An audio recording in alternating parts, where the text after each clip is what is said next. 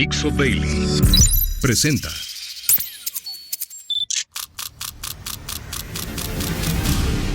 La Vuelta al Mundo en unos minutos. It's a clash between barbarism and civilization. A dangerous world of chaos, death and destruction. La internacional fascista. Yes, she can. Con Nacho Montes de Oca. Bienvenidos a El Globo, mi nombre es Ignacio Montes de Oca y hoy vengo a rendir cuentas.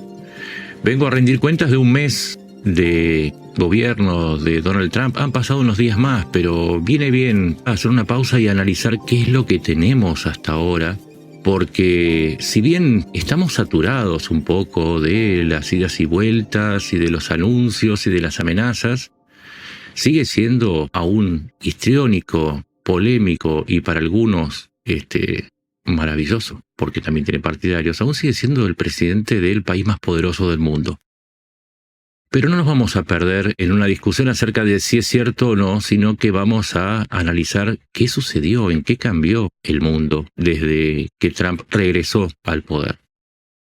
Vamos a empezar con lo más obvio, su política exterior. Hasta el día de hoy, la energía política de Trump se dirigió a sus vecinos y aliados.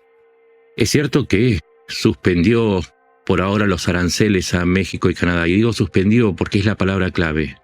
Se supone que el 1 de abril los va a aplicar, y ya avisó. Aun cuando logró que México enviara más de 20 hombres de los cárteles tras esquivar la justicia mexicana, y usando el argumento norteamericano de que, claro, son grupos terroristas como acaban de ser designados por el gobierno de Trump, y entonces se evitaron los, ¿cómo llamarle?, laberintos, los laberintos de dinero de la justicia. Ese fue el único logro, pero aún así, Trump no cede.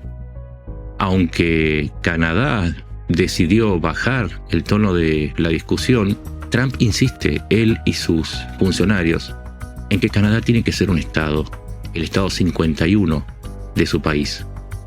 Resultado de esto, los conservadores que estaban por casi asegurarse el triunfo luego de la renuncia de Trudeau en las próximas elecciones, pasaron al segundo lugar. El partido de Trudeau, de la mano del nacionalismo que despertó Trump, se recuperó de una debacle. ¿Por qué es importante esto? Porque lo mismo está sucediendo con Europa. Europa también la amenazó horas antes de grabar este podcast. Anunció que le iba a poner también un 25% de aranceles. El resultado es que Europa se está uniendo. Europa está consolidando su propia personalidad y preparándose para la defección de Estados Unidos, por lo menos mientras esté Trump en el gobierno. Sin mencionar que, por lo menos en el escenario interno mexicano, tampoco afectó mucho a la presidenta Sheinbaum. Es decir, lo que está logrando por ahora es sumar enemigos, y no es una palabra antojadiza la que estoy dirigiendo, sumar enemigos entre sus aliados. Y lo que más llama la atención es que no ha dejado a ninguno fuera. No solamente le impuso aranceles no a Europa, sino también a la Unión Europea, y hay que considerar que hay alguien que no está en la Unión Europea, que es Gran Bretaña, un aliado histórico. Todavía no decidió, y además de la Unión Europea, los británicos también van a ser sancionados.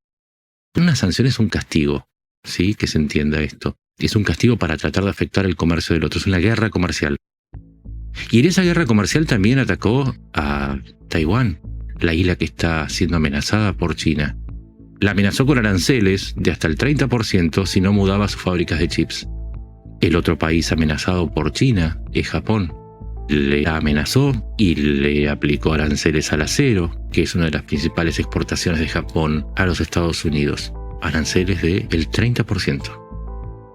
Tampoco se quedó atrás Corea del Sur, amenazada por Corea del Norte, a quien le reclamó que pagara aún más por las bases que mantiene Estados Unidos, porque no es que Estados Unidos solamente coloca bases en el extranjero, sino que además, tanto Alemania como Corea del Sur y Japón le pagan a los Estados Unidos por esas bases. Solamente Alemania le paga $600 millones, Corea del Sur le paga ahora $1.085 millones.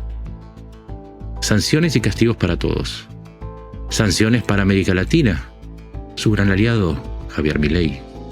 La imposición de aranceles al aluminio y al acero también una de las exportaciones de Argentina a los Estados Unidos, elevó los aranceles promedio de las exportaciones argentinas a los Estados Unidos de un 5% a un 16%. Y no valió de nada que Milei se inclinara ante Trump y fuese elogiado por Trump en la cumbre reciente de la OFAC, en donde algunos personajes hicieron algunos saludos adolfistas.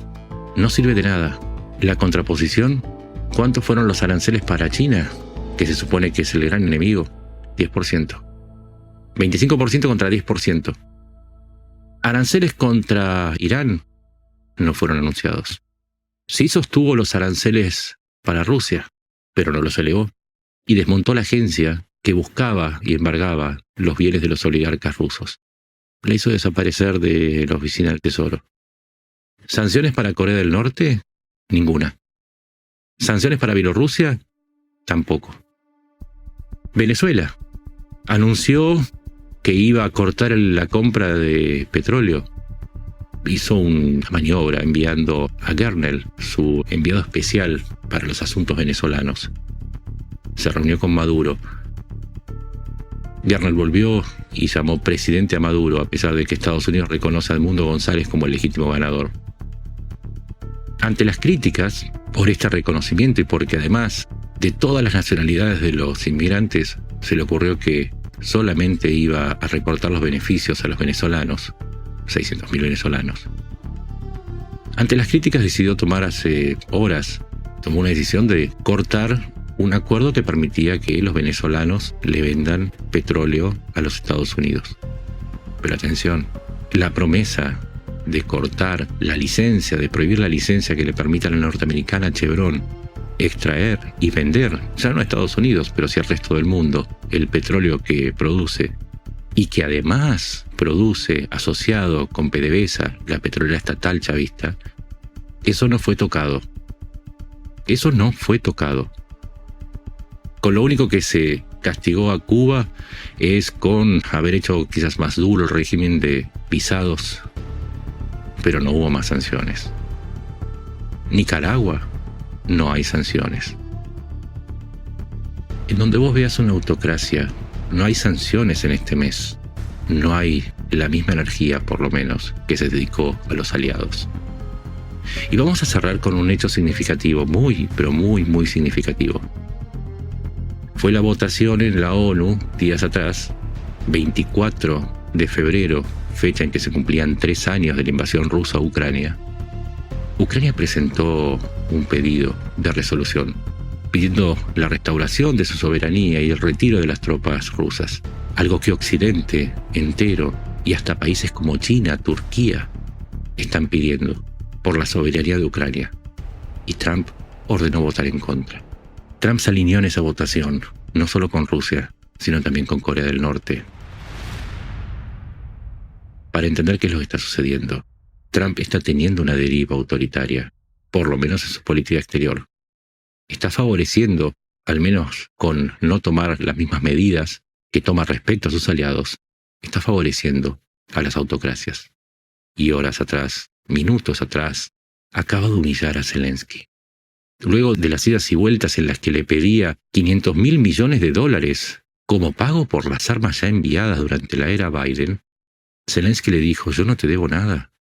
Mostrame el papel en donde dice que no era una donación.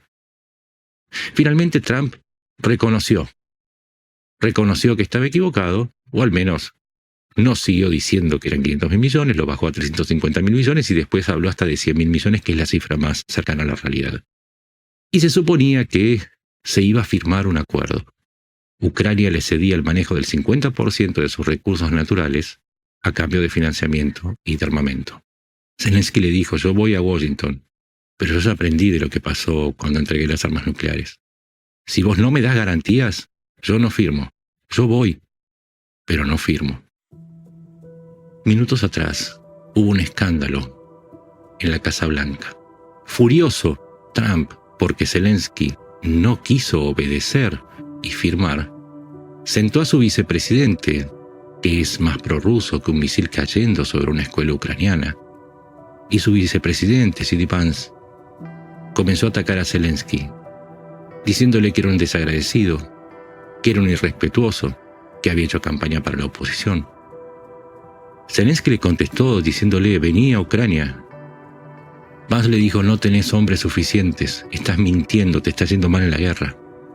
Trump intervino y le dijo: no tenés cartas como para jugar a esto. Si no firmás, nos vamos. Y se terminó la reunión. Ese es el ánimo de Trump en este mes. Y reúne dos requisitos, lo que dijimos. Con los aliados, mano dura. Con las autocracias, una consideración infinita. Y por sobre todo, una inestabilidad absoluta y una falta de respeto hacia lo que él mismo dijo, quizás horas antes. Cambios de humor, cambios de opinión. Llamó dictador a Zelensky. Al día siguiente dijo: yo dije que era un dictador. No sé cómo puedo haber dicho esto.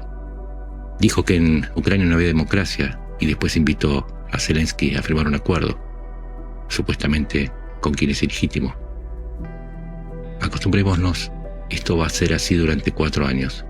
El país más poderoso del mundo está en manos de una persona a la que no entendemos, que es impredecible, pero por sobre todo que se ha colocado en esa votación del lado de las autocracias, porque los discursos van y vienen. Lo que importa es lo que sucede, una votación y un escándalo en la Casa Blanca, luego de emboscar a un señor presidente de Ucrania que hace 3 años lucha contra Rusia.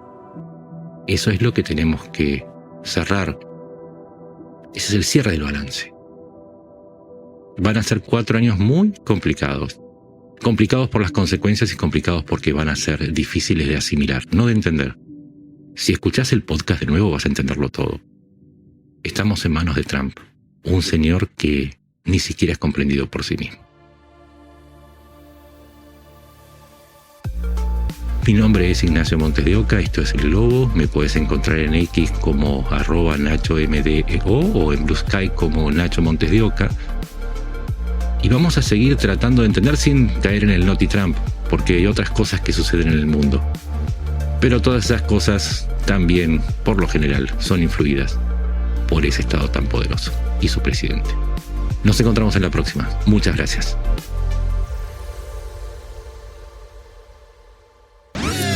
Una producción de Dixo.